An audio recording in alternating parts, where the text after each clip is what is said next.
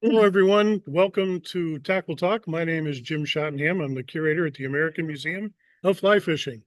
And today I have the great honor of being joined by two NFLCC Hall of Fame members in Jim Dorr and Ralph Hecht. This is the second of a two-part series on fly fishing lures made specifically for fly rods. And we had our first episode a couple of months ago that's available going to amff.org.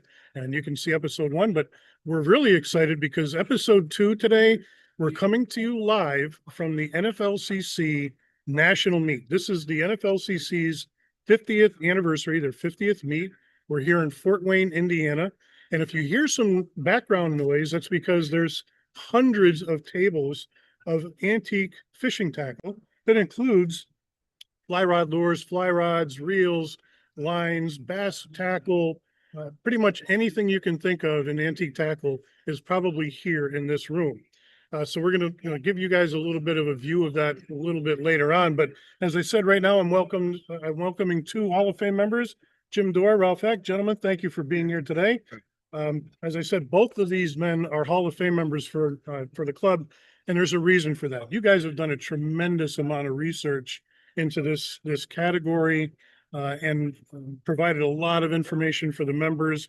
You're willing to share that information, which of course is part of the club's mission, which mirrors part of the mission of the museum.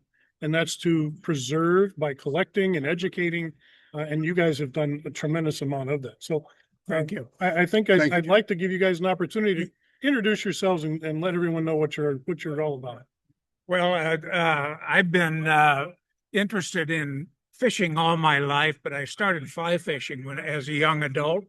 And it's a particular pleasure to be here at this national meet of the NFLCC, because through the NFLCC, I've been able to combine my love of fly fishing with my love of antique lures and tackle history. And I've been doing that for probably the last 25 years or so as a member of the NFLCC. So for half of the life of this organization, there are some folks here who we're about around at the start, but I'm not quite to that age. But anyway, it's really been a wonderful pleasure to be able to combine both of those interests that I have personally, plus an interest in research and writing that Ralph and I both share by writing articles for the NFLCC magazine and for other publications to share a little bit of our knowledge of the history of some of these great, beautiful pieces of works of art, which they really are. Sure. Yeah. Well, my name is Ralph Hecht, and I've been basically collecting fly rod lures for about 30 years. Started as a kid, like Jim, very young, learned what a fly rod was, learned how to cast, learned how to fish. Then went dormant as I sort of worked, and all of a sudden retired. And my wife one day said, "Those little lures are really cute. Why don't you do something, put them in a case?" I did. They're beautiful. I started collecting, and here I am. And like Jim said, it's just fantastic to interact with some of the people in this organization. And some of the lures are absolutely gorgeous. The designs are exquisite. The history is phenomenal. So researching, studying the history, the design, that turns me on. It's been very fortunate to work with Jerry Martin, Jim Dorr, and writing about these I call them little treasures, and helping people understand them, helping them learn about them, preserving the history. And thankfully for Jim, the museum, that this information gets preserved and people can see it later. And that's really what it's about to me. So Jim, thank you for what you're doing. Well, thank you guys for being here. And you're absolutely right. Preserving the history of these artifacts and being able to identify them. You guys have done more to educate the club members. And by joining me here today, you're going to educate a lot of our museum members and people that aren't the museum members yet. So if you're enjoying this type of programming, I certainly encourage you to join the museum. But, we were talking a little bit ago, we're in a room, there's literally hundreds of tables. It's a very active show. There's people here from all over the country. People drove here from all four corners of the US. You guys have been collecting for decades. You've written about, Ralph, we talked during the first episode about your x-rays that you've utilized to identify some of these otherwise unknown lures. So in a room this size, and for as long as you've been doing this, when you guys come to this, the 50th anniversary of this club, are you still able to find something for your own collections? Oh, yes. Yes. And I'll speak, I love the unknown lures, things that nobody knows anything about, and spend the time to identify them, x-ray them. So you go through a show like this, 400 tables, all kinds of people. There's always something in some case, and somebody doesn't know what it is, and they're willing to part with it. And I get it, it's unknown, and I do the study, you can identify it. 99% of the time, I can't. But every once in a while you do, and boy, that's sweet. That's Now great. you can educate. And Jim, have you found things? I found things, yes. I'm more focused on the packaging of the lures as well as the lures themselves. I've concentrated on that. So I may not find as many things as Ralph does at a show, but I'm able at every show, and I have again at this show, been able to find some things that just fill places in my collection That's great. that I have, and I don't think many others have been able to find either. That's terrific. That's great. So in part one of our two-part series here, we covered the introduction of fly rod lures. And I think, again, just as a 1,000-foot introduction, what exactly is a fly rod lure? Well, that depends who you ask that question to. If you ask 10 fly fishermen, you'll probably get 10 different answers. Of course, anything tied on a hook is a lure. It could be feathers, hair, it can have a body to it. Depending on the size, typically small, lighter weight, you throw it a fly rod. Bigger than that, you use spin casting, bait casting, and that varied with the year. I mean, back in the early days, people fished big lures. Now today it's smaller lures. Jim may want to amplify on that because again, he's a fly fisher. He's a good fly fisherman.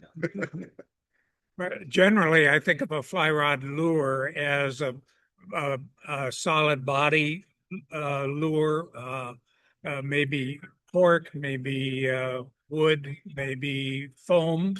You'll see more foam nowadays, some plastics, but generally, as opposed to what people think of as a size 16 prod fly, it's a slightly larger bug that has a solid body to it as part. And as we talked about the first time around, going through the history of this, beginning in the first part of the 20th century, the 19 teens, let's say, even earlier than that, fishermen started designing and developing and fishing with more solid body bass bugs, and feather minnows and things of that nature that would have a fork or a wood head, for example, and feather body, for just as an example. There are Great. many other examples to go with.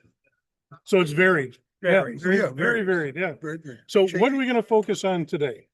We're going to focus on basically the evolution of saltwater fly fishing in America, the lures that have come out of that movement, and look a little at, there's a dark side to fly fishing. After World War II, it sort of went into a demise, and we'll talk about that. Then there was a resurrection through the 1970s, where people started change the way things are manufactured, the way they're designed, manufactured. Then we'll end up, what's the future? Get out the crystal ball. Hey folks, a quick announcement regarding the travel business meeting tomorrow. So as I said, we're going to have First of all, some we do have a general announcements that business we'll have to meeting work through. I apologize for that, but in it's a the big show, NWA folks. Ballroom, which is in the Grand Wayne Convention Center here. So it's right by the escalators on the way out or the way in. Again, 8 o'clock, we will be accomplishing a number of things there, including handing out a bunch of different awards. We got some different updates and announcements, but importantly, we have an amendment to our bylaws that we'll be voting on. So please take the time to make it. Again, 8 o'clock tomorrow morning in the Anthony Wayne Ballroom. Thank you. Okay, well, we made it through the first announcement unscathed. All right, so what do you think? We ready to get started? Ready, Okay. let's go. So again, we're talking about fly rod lures. This is part two. These are the 4 areas we're going to cover: the saltwater, the impact World War II head, the paradigm shift in manufacturing, and last a little of future, what's going to happen in the future, which will be, it'll be interesting. Now, if you look at saltwater fishing in America, you can go back to the turn of the century, 1900s. Few people did it, and mainly for salmon, but the history is not well documented. It wasn't until around the 1920s that fly rod fishing for shad, striped bass really started a new interest in that type of fishing for saltwater species. Through the 30s, the 50s, the 60s, 40s, few anglers demonstrated you really could use fishing fly rod lures, big wood or cork bodied lures, could be used to catch almost every species of saltwater fish. And they documented their work in articles and books, enabling people to latch on to what they've done. And the movement grew. From there, more people got into it. Still today, it's growing. So it's one bright spot in the fly fishing area that's emerged. There's also one for collectors that most collectors don't give it the time of day or don't understand it. And I have to say, it's probably, I'm part of the ones that really don't understand it, so I'm going to talk on it, okay? When you get down to it, you strip away everything and you read the books and you do the studying and that, you'll find there was a few people that really caused this movement in the country. Even though there are people beyond them that did work on it, these are the ones. Tom Loving out of Baltimore, Lefty Craig, Stu App, Ken Bay, Bill Smith, Joe Brooks, and somebody you probably all heard of, Ted Williams. Now, what they did collectively and together, oh, by the way, they were all friends, they interacted together, they all knew each other. So, but collectively, they demonstrated you could catch almost any species of flywater, of any type of fish, saltwater fish. They also invented different designs, different flies, different lures to catch them.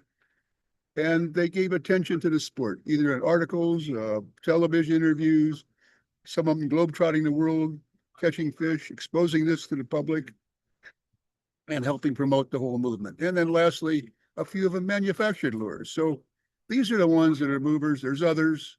A lot of them followed them, but these were the early guys that through the 30s, 40s, and 50s laid the groundwork and started what I call the movement in saltwater fly fishing. They were the pioneers.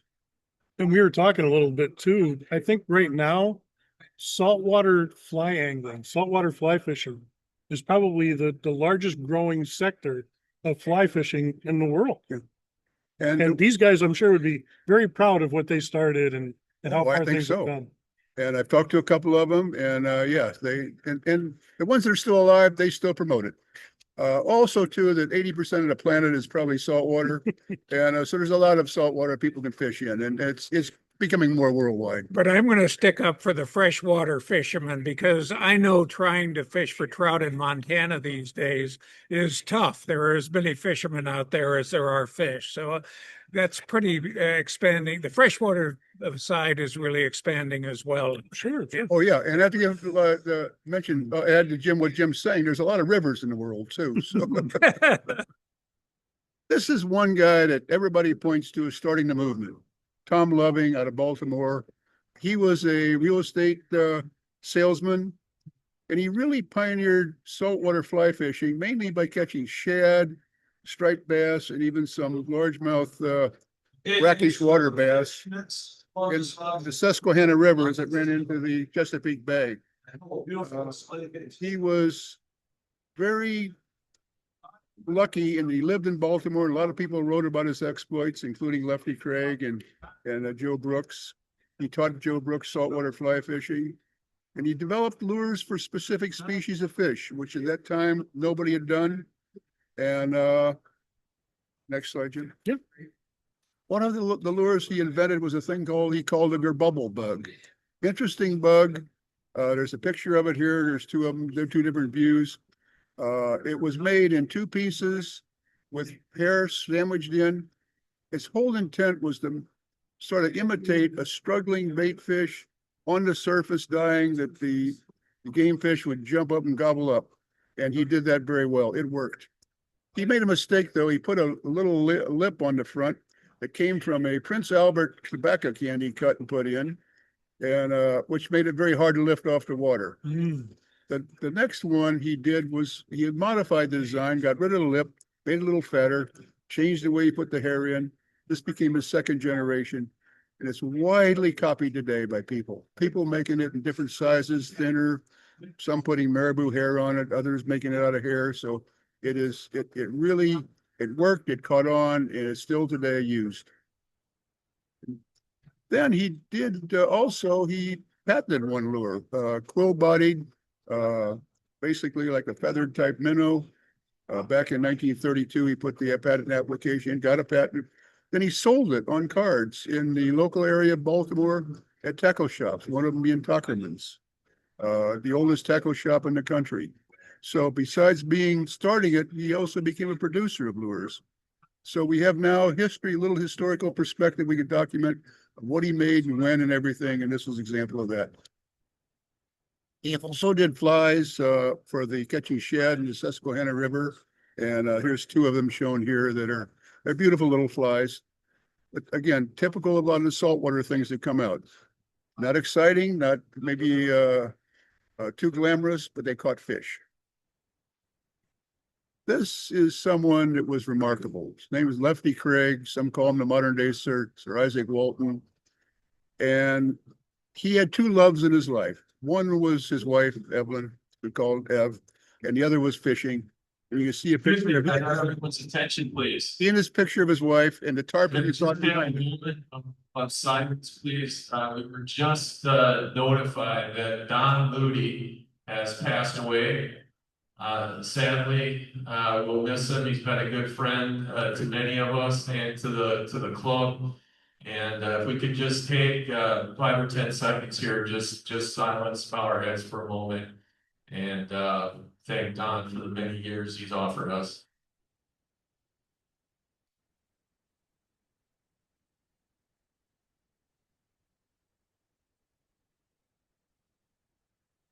Thank you. Okay, folks, apologize again. As I said, we're in the middle of a large show here in Fort Wayne, Indiana. So I'm sorry, Ralph, you were talking about Lefty Cray and what he's done for the sport. He was one very early on that was taught fly rod fishing by his father. His father died early. He used his fishing to help his feed his family, and he became sort of the ambassador for fly rod fishing worldwide. Traveled, he was an expert fly tyer, expert caster, and he truly gave visibility into the sport through his activities. Also, he was a prolific author, and I'll get into that a little more as we go through here. And he was a gentleman and always told a good story. And good jokes, I understand. Yes, yes. Now, he fished with some of the best guides and fish people in the area. He grew up in Baltimore. He moved to the Keys in Florida. He took over managing the Miami Metropolitan Fishing Tournament. And so he did learned the fishing in Florida, catching a lot of saltwater species, and developed really his techniques for catching saltwater fish. Here happens to be a little tarpon he caught, probably about well over 100 pounds with Stu Apt. I think it was his first tarpon, but a beautiful fish. Then he went on all over the world and in Florida and everywhere, catching all types of fish, from striped bass to jack crevalles, the barracuda, cobia, and on.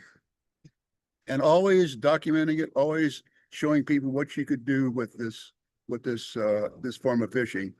He also was a very good fly tyer, good photographer, and he tied a fly he called it, shown here, he personally ties, called a Lefty Deceiver. Very simple type fly to represent fish, basically bait fish in inshore areas. Simple, there's no set pattern to it.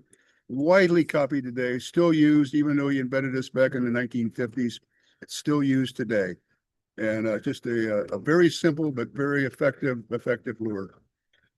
He even got notoriety by the Congress of the United States approving having a first day of issue for his Lefty Deceiver and a postage stamp. And there's a copy of the stamp, the letter. And you'll see he's combined with a couple of freshwater people there, 3 freshwater people, another saltwater person I'll talk to. But quite an honor. I mean, that's quite an honor to be that kind of recognition for an achievement. So it is significant. Lastly, is in the authorship, he wrote a book on saltwater fly fishing. It was the second book written on it. It ended up teaching people how to saltwater fly fish. Then he turned around wrote a book, the first book on the fly patterns. This book and the second shown there in the second edition, over 350 patterns of different types of flies and how to tie them, the recipes for catching all types of saltwater fish, all species. So two significant publications. And he published over 30 books in his life, 6 of them devoted just to saltwater fly fishing. Now you get to Stu Apt. He grew up in Miami. He fished the Miami Memorial Tournament. He got to know Joe Brooks. He went into the Korean War. He was an aviator off the Wasp aircraft carrier. Came back to fly for Pan Am. Retired after 34 years. He loved 2 things: angling and fishing. I mean, angling and flying, angling and flying, angling and flying. I'm sorry. Maybe telling stories. Yes. And anyway, he convinced Pan Am to let him continue as a guide in the summer during the peak season of fishing in the Florida flats down in the Florida Keys, which they gave him. They gave him time off. So he did that for the longest time. And again, as I said, spending 34 years flying for Pan Am. He was a tarpon fisherman. He knew how to fish the flats. He knew how to catch tarpon. And his efforts were well documented. Looks like. And he invented a tarpon fly. It's called the Ep tarpon fly, very, very properly named. He modified a little, put a bucktail instead of a feather hackle behind it. Also, he put a piece of rabbit hair colored for brackish water fishing. It was the original movement to very small flies for tarpon fishing. The reason being, if you had a big fly, he would hook up in his lip, which is like hooking into a brick. But if a smaller fly would go further down in the mouth and cook in the soft tissue, and you could actually hook them and get them. So these are small flies. They're 1/0 to 3/0 types, where the other flies people were using were 5 or 6. So these are widely copied today. And you can see some of the other types, but again, the same basic type. The feathers are tied back in the hook so it doesn't fall up the line in casting. And it's a well-designed lure that's sort of it's endured the test of time. So one of the things you'll notice about these that I noticed, Ralph, is the eye of the hook, and there's wraps obviously back to where the feathers start. Was there significance to why there was that large area devoid of any feathers? Yes, mainly because if you have the feathers forward, there's more of a chance that the fly gets tangled up in the line as you cast. You move the feathers back, there's less chance of that. That's one of the reasons why. Okay. And people have done different treatments. They put eyes on them, some do, some don't, different wraps. But some of these were tied as much as a couple of years ago. One tied by Lefty was probably done 50, 60, 70 years ago. So you can still buy them today. They're still sold or up to tarpon fly. And again, too, he was honored by the United States postage stamp, first day of issue, just like Lefty was, and that was for his tarpon fly. So again, quite an honor for Stu. Now, Stu was also a writer, and he wrote the first book on fishing the Florida Keys. No one else had done it. He did it. He was very knowledgeable in fishing the flats, sight fishing, they call it, and mainly, especially, was tarpon. The book has been there's 3 editions, I think. It's been reprinted many times. It's still the go-to book if you want to fish the Florida flats for tarpon, and it is a go-to book. Then he put his autobiography out in a separate book. He wrote also for sporting magazines, but not as prolific as Lefty, but still an author documenting his book. Now you come to Ken Bay. Ken Bay is interesting. He was executive. He worked in New York. He was an avid saltwater fly fisherman for striped bass back in the 50s. And he was an excellent fly tyer, well noted in the country. He is excellent at tying flies. And Lefty Craig and another fellow, Joe Brooks, they beat him up, and along with others, to write a book on tying saltwater flies. So he put out this book, first one ever done, on how to tie 50 different patterns of saltwater flies, the recipes. And that's a picture of Ken with a striped bass.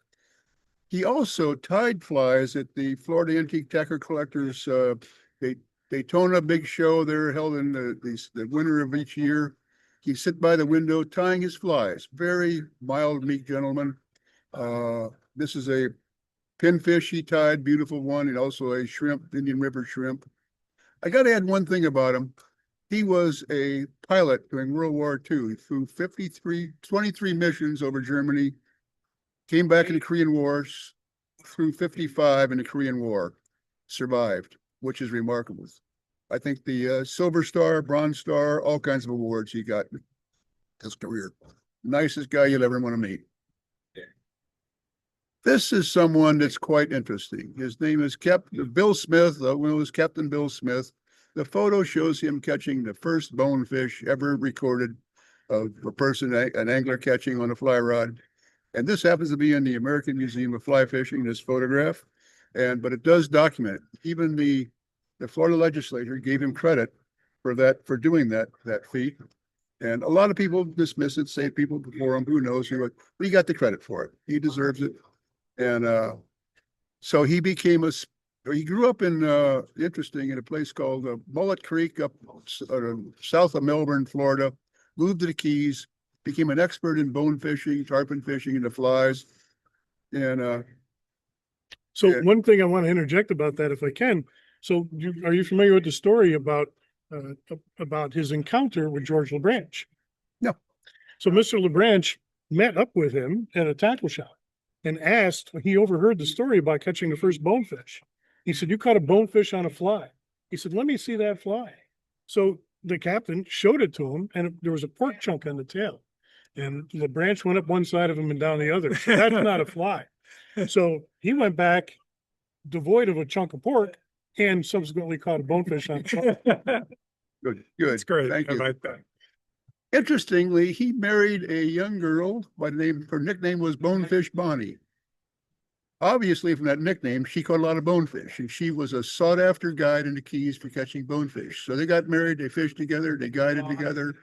And interesting, too, she had two sisters, Frankie and Beulah. They both married fishing guys. So 3 sisters, married fishing guys, all fishing in the Keys, and quite sought after by anglers. And there include Ted Woods was one who sought after Bill Smith, and also Bonnie.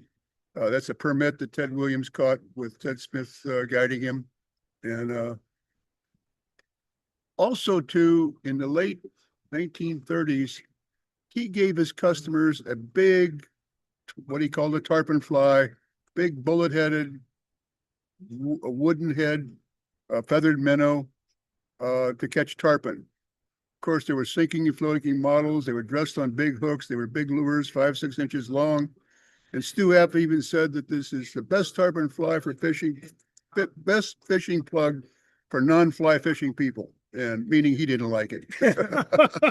But if I could interject here before we go on, just to bring things full circle back to our first session back in March, where we talked about the freshwater fly rod lures and their development. We talked a lot about the feather minnow developed by B.F. Wilder and Will Dilg back in the late teens into the early 20s. That became one of the most popular bass fishing fly rod lures. And this looks very much like it.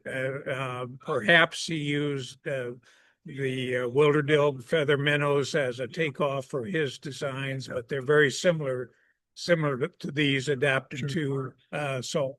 Except these are much larger. Yeah, you can call this a Wilderdilg on steroids. And of course, the hooks had to be a little more substantial. Yes. Such a one-out hook. You're catching 100-pound fish instead of 2-pound.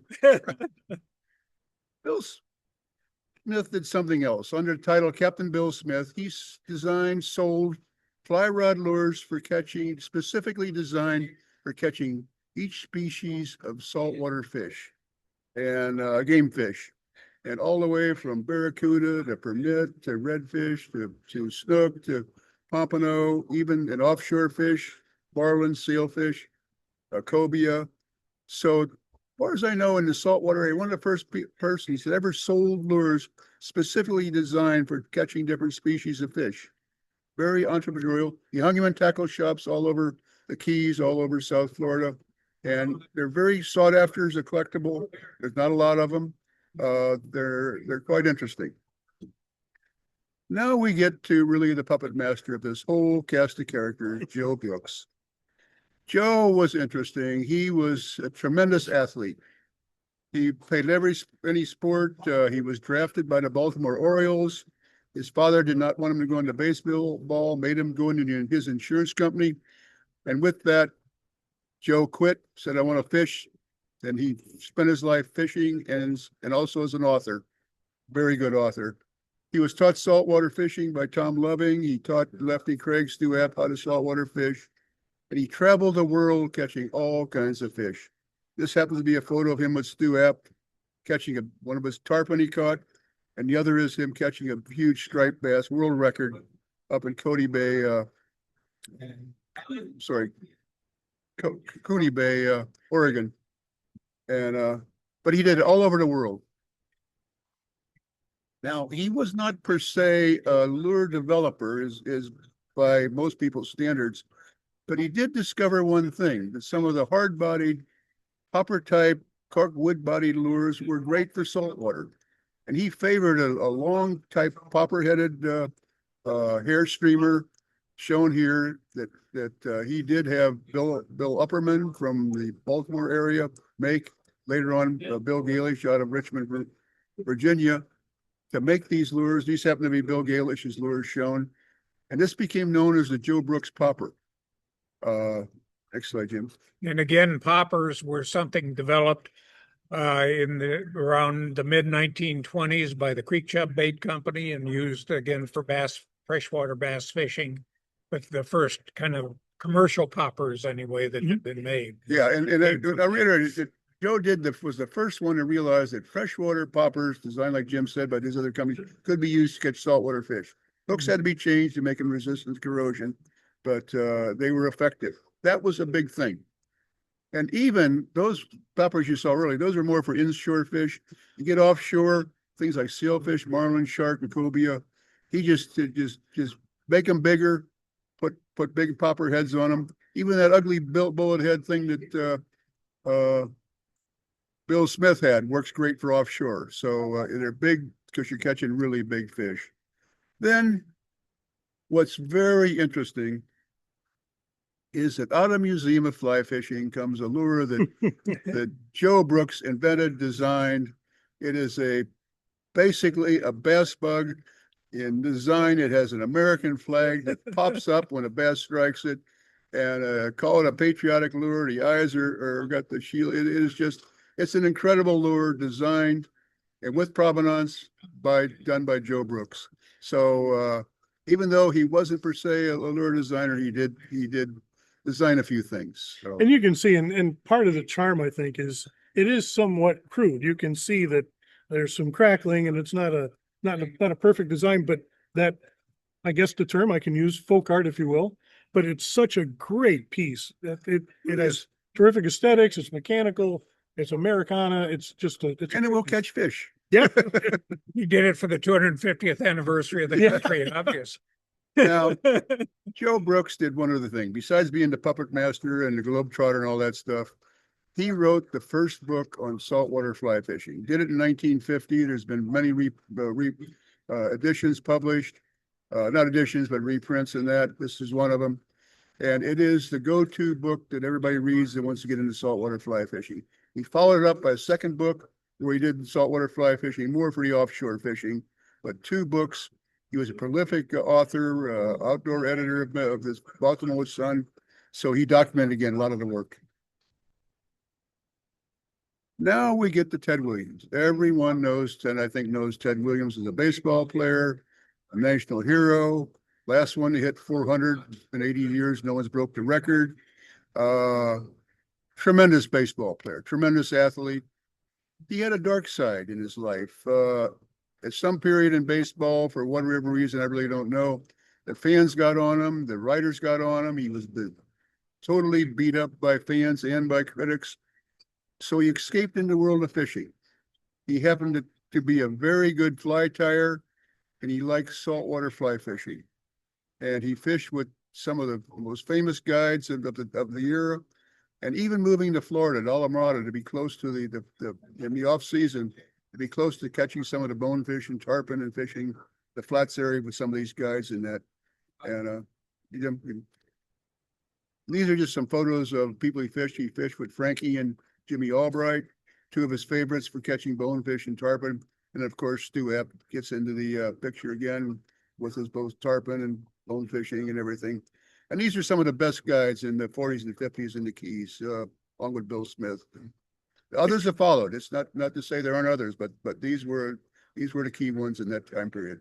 Yeah, and Mr. Williams also traveled the country attending some of the outdoor shows to promote the sport. Oh, very much so. Yeah. Yeah. So of course he would show up, and he was very good friends with Joan Wolfe, Right. Yep. Joan Salvato at the time, of course. But yeah, Ted made his appearances at those sport shows. Good Very- Atlantic salmon fisherman too. Get into that. Yes. Get into that.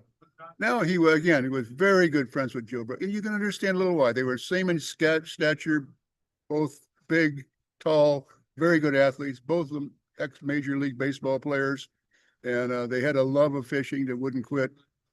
Ted wasn't the author that Lefty was, but he did write a few articles, and also he wrote a book, Fishing the Big Three, which he called the tarpon, the bonefish, and the Atlantic salmon. And the Atlantic salmon said of all the fish he ever caught, it was the toughest one to fight. It was the king of all of them. So that's again his assessment catching those three. Ted did something else with a fellow named Lee Cuddy. He started his own company in Miami. Of course, people know he gave his name to Sears. Maybe it's the wrong word to use, but Sears started using his name on their reels and rods and helping their sales.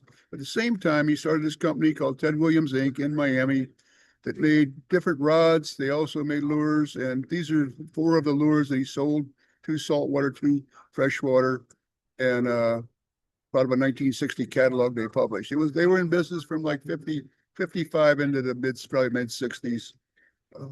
But very interesting lures. So he was not only a baseball player, a fly tyer, an author, you name it. He also made lures and sold them commercially. And it continued. People like George Sand wrote a book, and keep going, Jim, one more. And then people wrote on the flies for saltwater fishing, continue what Ken Bay did. And then you get over into the world of Jack Garthside, which also made saltwater lures, saltwater flies, and now you get in that crossover of fly to lure. What's a fly? What's a lure? And Jack Garthside is very sought after by fly tyers. Not well known in the lure collecting world, but quite an interesting individual, and made some interesting lures and flies. Now, I can tell you from personal experience, the Gartside Gurgler is a terrific fly for catching stripers. Oh, wonderful. Oh yeah, the Gurgler is a great striper. Now there's an endorsement. Yeah. It turned out when World War II hit, the fly rod fishing took a hit. People coming back from the war, spinning was being invented. They found spinning to be a lot easier to use than fly fishing. They went to spinning, and all of a sudden, companies that were offering fly rod lures, one went out of business, or if they didn't, they started reducing the number of fly rod lures they had in their catalogs, some of them even eliminating them. And as a result of this, the Japanese imports started coming in, mainly on the West Coast. 2 of them shown here, 2 little metal lures, gorgeous little lures done by the Hinton and Sons Company out of Simona, California. And they were anywhere in the West Coast, got a lot of them, LA area, the Washington's, Portland area. So Jim, next. And even into places like the Conrad Company up in Minnesota, where they imported Japanese lures. And 6 of them are shown here. Some are copies of American lures, others some innovative designs, all well made. I mean, we're not talking of junk lures. These are well made, very fishable. But they did start getting into our market. Some companies even would advertise them as Japanese made, others wouldn't. So hard to tell sometimes. When anglers started not being able to buy fly lures and everything, or flies, they started making their own. So you got a whole population of anglers that became good flyer tyers, good lure makers. And one person by the name of Dennis Black up in Glide, Oregon, saw this and say, hey, there's something we got to capture. So he formed a process he called the Signature Fly Designer Royalty Program, whereby they would get with various designers, enter into a contract for their design, proven designs, lures and flies that have caught fish, and he would sign a contract with them. Then he would go offshore, see Sri Lanka, the Southeast Asia, make the lure, sell it through retail stores. Royalties from that he'd feed back to the designer. The designer didn't have to start his own company. He got money, he got his publicity. All he had to do is sit at the bench and design flies and use them, prove they work. It's a process that was done and started in 1972. It's still in business today. Others have copied it. It works. That's the schematic of the process there. And a very simple process. And it's sold through eventually retail stores. You go into a Bass Pro Shop or a fly shop, you'll probably pick up something to buy. It's probably made by Umpka. Now, what's also interesting that they bring on new designers each year. They'll bring on like 10 different designers a year. It's a competition. The lures have to be proven. So it's very prestigious to be a designer and have Umpka make one of your flies or lures. And right now they have about 240 designers that are covered under their catalogs. What's interesting on their catalogs, you can't, they're only for the wholesaler. They're not for the public. So they're very hard to get hold of. And a person cannot go to Umpka or go anywhere to buy a fly. They got to go to a retailer. They got to go to a Bass Pro Shop, a tackle shop. Quite an interesting concept in marketing of a product. So you don't go on eBay and buy an Umpka lure unless you get it secondhand through eBay or wherever. Do they recognize some of the inventors and some of the people? Oh, yes. Oh, yeah. Oh, they have pictures of them and everything. Oh, the catalogs. You get your hands on one of the catalogs. They're well worth looking at. There's a picture on the left there of an Umpka catalog from, I think, about 2007. Gorgeous catalogs. All colored pictures. They have the lures, freshwater, saltwater. Saltwater is broken down by species, designers names, and everything. And here is three just pulled out of the thousands they've made. One is by Hairbug by Joe Messenger. This was covered by Jim Dorr in the earlier presentation, where the Messenger family made some tremendous hair frogs, spun hair, and Joe Messenger became one of Umpka's designers. Then you take a dancing frog that was done by Jim Stewart. That was, you started seeing rubber tails. One of the movements in saltwater that happened is materials in the past were typically metal, wood, feathers, air. The new stuff, saltwater, started becoming foam bodied materials, plastic, mylars, more of the synthetic materials. A lot of people don't like them, but they're very effective in catching fish. They're very inexpensive, and most of them don't corrode or wear. They're pretty good. The top two are two of the very modern, called a pucker lip lure by Charlie Bishard, and one's a freshwater, one's a saltwater. Okay, folks, we're So just an example of some of the designs they sell. They sell thousands, so it's quite an interesting concept they came up with. Quite an interesting set of lures they have.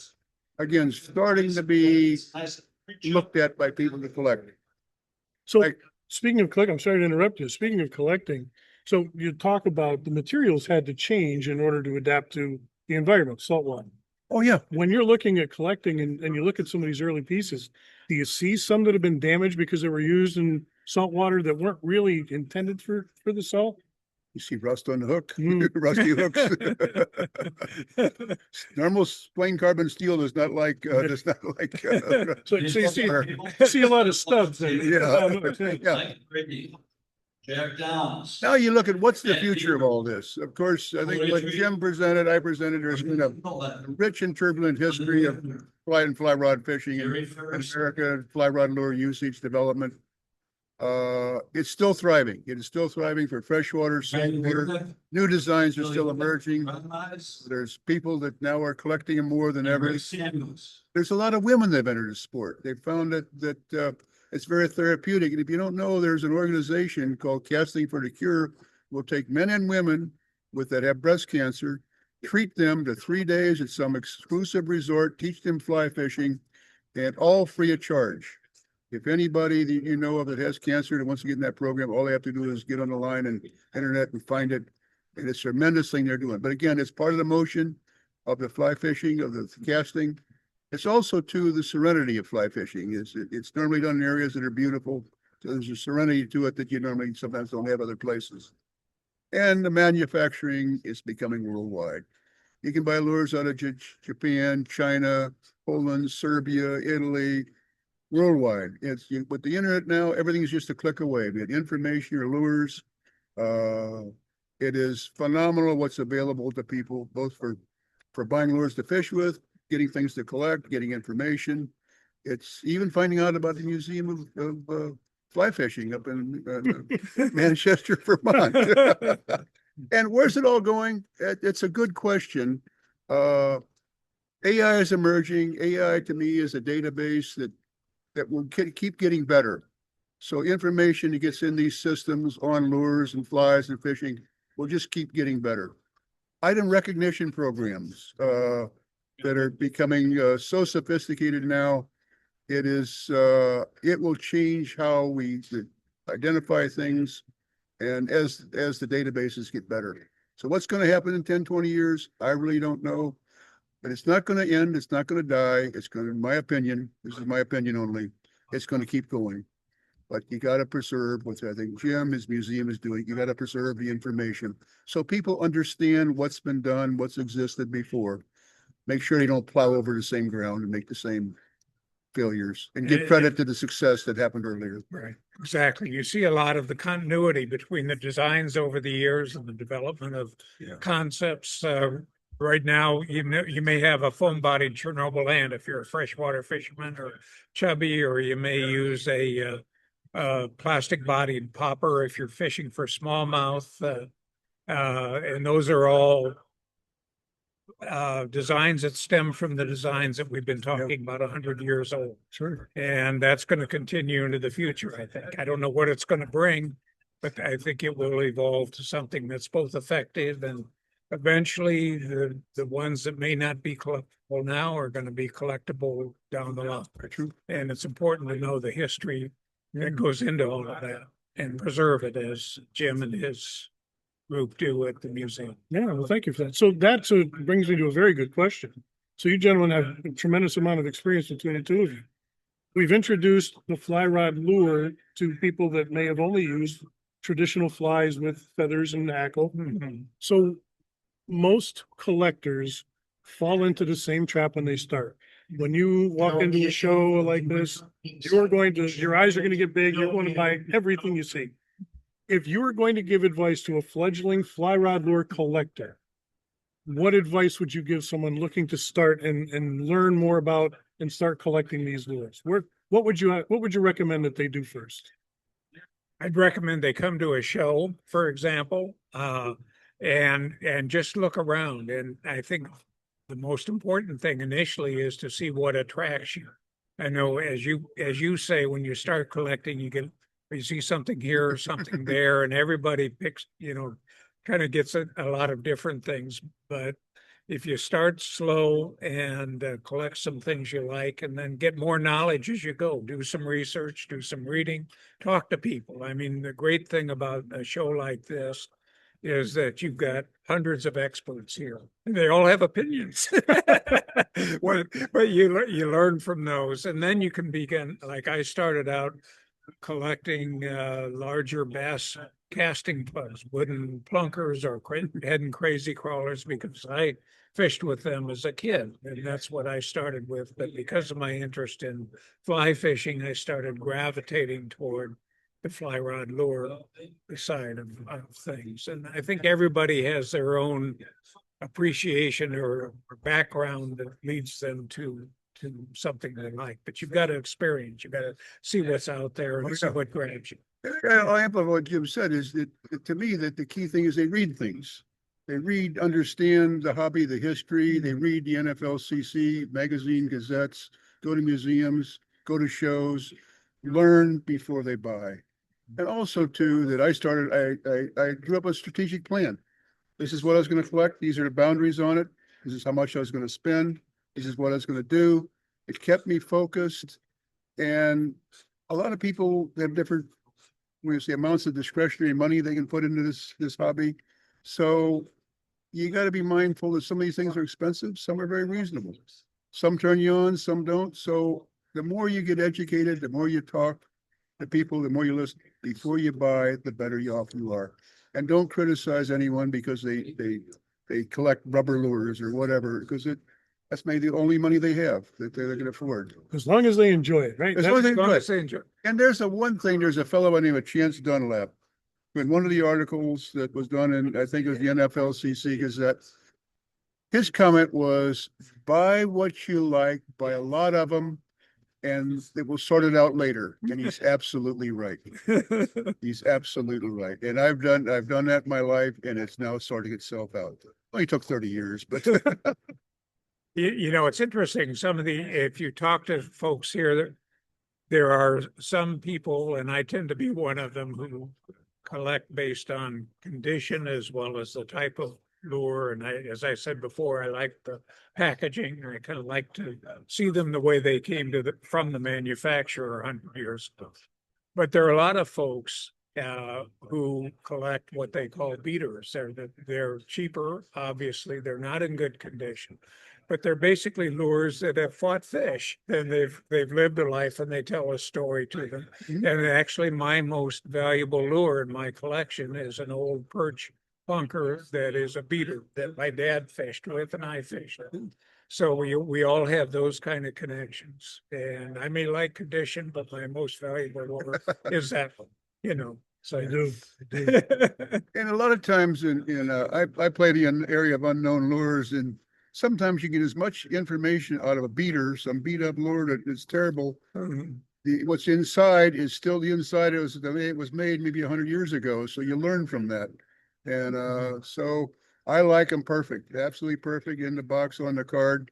Unfortunately, a lot of those I can't afford.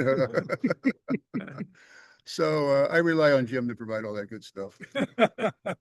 Well, gentlemen, I can't thank you enough for coming to join us today. Thank you, Jim. Once again, Yeah, Jim, Ralph, wonderful. Thank it's been you. an absolute Thank you. pleasure. Any way we can help. Again, these guys are both, they're Hall of Fame members in the National Fishing Lure Collectors Club for a reason. I think you've learned about this in our first episode and again today. So gentlemen, I thank you for joining me. We're also very fortunate today that we have with us the president of the National Fishing Lure Collectors Club, Chris Slusar. So Well, gentlemen, okay. yeah, I'm sure Thank you, Jim. people are looking Jim. for you. You've been here All for a right. while. Okay. Let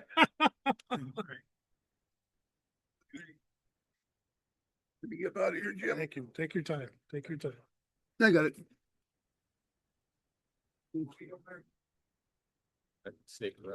Sure, hey, whichever way. Come on over, just watch your cord. Oh, thank you, Sandy. All right, Hey, so guys. as I mentioned, we're here for the 50th anniversary of the National Fishing Lure Collectors Club. And with me now is Chris Slusar, Hey, president of the good to see you. National Good to see you. Collectors Club. So I've asked Chris to come and join me today because I wanted to share with our viewers what this is all about. So if you don't mind, kind of give us like the overview of what the NFLCC is. Yeah, well, the NFLCC has been around for more than about 50 years. In fact, we're celebrating our 50th anniversary here in Fort Wayne, Indiana, this week. So the club is dedicated to promoting the awareness of fishing tackle as a hobby. And it's really had that purpose for 50 years. But along with that, we encourage lots of knowledge transfer.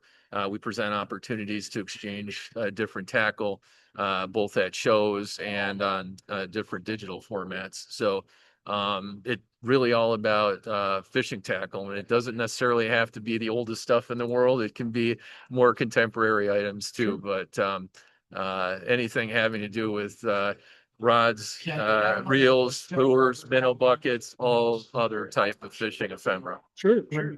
I mentioned earlier, Jim and Ralph were here, that the museum, the American Museum of Fly Fishing, shares some of its mission with the club, and that is to preserve some of these pieces through collecting, educating people. The members here have written countless articles about the history of lures. You yourself are an author. You recently published a book. I mean, you put a tremendous amount of work into that, but you're very happy to share that knowledge. And I think that to me is one of the reasons I'm proud to be a member of this club myself. The people here are so happy to share their information. Now, in just a second, I'm going to turn the camera and show you the number of people and the size of the show floor here. This is the largest show in the country, is it not? It is. It is. It's the largest fishing collectible show of its kind in the country, and I'm proud to say that it's. We were just actually talking about how large the show has gotten here in recent years. This is, I think, the largest event that we've had in 15 years.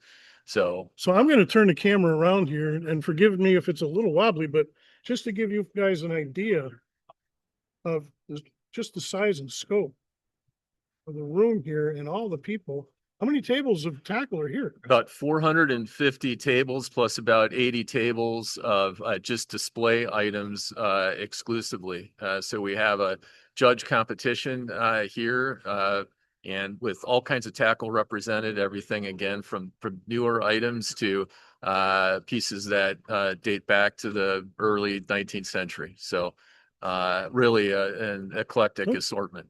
So Straighten us out there. there we That's go. great. Okay, excellent, excellent. Well, I can't thank you enough for having us and letting me do the webinar here.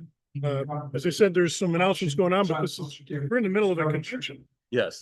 Allowing us to come here and share both Jim and Ralph and show the show floor. And again, I can't thank you enough for coming Excellent, by excellent. and talking about the club. Thank you. Folks, if you're interested in antique tackle at all, of course, I encourage membership in both the museum, but also check out the NFLCC. As I said, I'm also a proud member. You can find them at nflcc.org. You can find our website, of course, at amff.org. This presentation will be archived. You can go and look at it anytime you wish. We have a number of other Tackle Talk episodes loaded up on the website as well. And of course, I encourage everyone to come and visit the museums. And if you have an opportunity to go to a show from the NFLCC, which there's shows all over the country, are there not? There are all kinds of regional shows, and that information is available on nflcc.org. Terrific. All right, everyone, thank you for joining. Thank you very much. Thank you.